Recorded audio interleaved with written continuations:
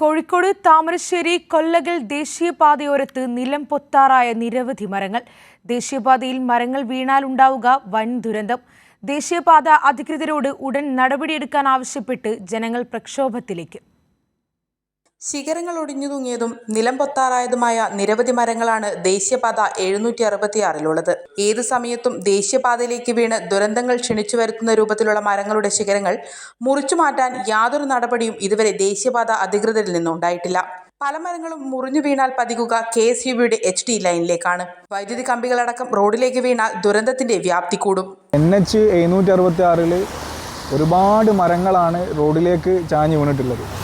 അത് മാറ്റിയിട്ടില്ലെങ്കിൽ അപകടങ്ങൾ ഉണ്ടാകുന്നുള്ളത് ഉറപ്പാണ്. കാരണം ഇപ്പോൾ ഈ അടുത്ത് സമീപവാസിക്ക് മാവിൻ്റെ കൊമ്പ് തലയിലേക്ക് വീഴുകയും മെഡിക്കൽ കോളേജിൽ ഗുരുതരാവസ്ഥയിലായിരുന്നു.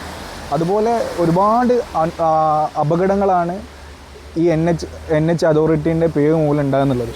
24 മണിക്കൂറും വാഹനങ്ങൾ പോകുന്ന നാഷണൽ ഹൈവേയിൽ കൃത്യ വിലോവാണ് നാഷണൽ ഹൈവേ അതോറിറ്റിയുടെ ഭാഗത്തുള്ളത്. സ്വകാര്യ വ്യക്തികളുടെ സ്ഥലത്തെ മരങ്ങൾ മുറിച്ചു മാറ്റാൻ ഉടമകൾക്ക് നോട്ടീസ് നൽകാൻ വകുപ്പുണ്ട്.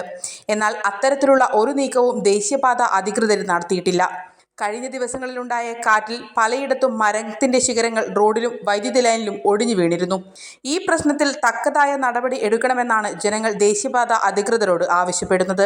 സ്പെഷ്യലായിട്ട് പറയുകയാണെങ്കിൽ ചെക്ക് പോസ്റ്റ് ടു അമ്പായത്തോട് ഒരു റോഡിൻ്റെ ഒരു സൈഡ് മുഴുവൻ ഇതേപോലെ വളരെ അപകടകരമായ രീതിയിൽ മരങ്ങൾ നമുക്ക് കാണാൻ കഴിയും.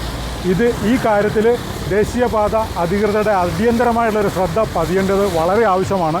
അല്ലെങ്കിൽ എന്തെങ്കിലും ദുരന്തങ്ങൾ ഉണ്ടായതിനു ശേഷം നമ്മൾ ഓടിയെത്തുക എന്ന് പറയുന്നത് ശരിയായിട്ടുള്ളൊരു നടപടിയല്ല. മഴക്കാലം ശക്തി പ്രാപിക്കുന്ന സമയമായതുകൊണ്ട് തന്നെ വളരെ ആശങ്കയോടെയാണ് ജനങ്ങൾ കഴിയുന്നത്. കൈരളി ന്യൂസ്, കോഴിക്കോട്.